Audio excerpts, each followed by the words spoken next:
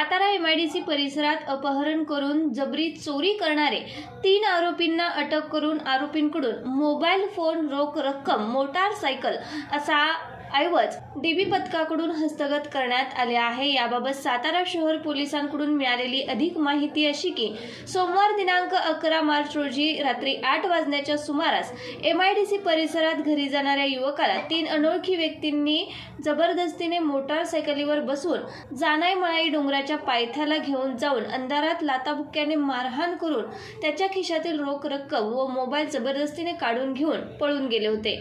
या संदर्भात सातारा शहर डीबी पथकाने गोपनीय माहिती प्राप्त केली। तसेच सदरचे संशयित हे अभिलेखावरील आरोपी असल्याचे निष्पन्न झाल्याने त्यांना एमआयडीसी परिसर, कारंडवाडी, सोनवडी या परिसरातून ताब्यात घेतले। त्यांच्याकडे चौकशी केली असता त्यांनी सदरचा गुन्हा केल्याची कबुली दिली। या कारवाईमध्ये विनीत संजय कदम वय वर्ष 21 राहणार एमआयडीसी, मनोहर विठ्ठल भोसले वय वर्ष 23 राहणार कारंडवाडी, धीरज धर्मेंद्र बोधे वय वर्ष 19 राहणार सोनवडी या संशयितांना अटक करण्यात आली आहे।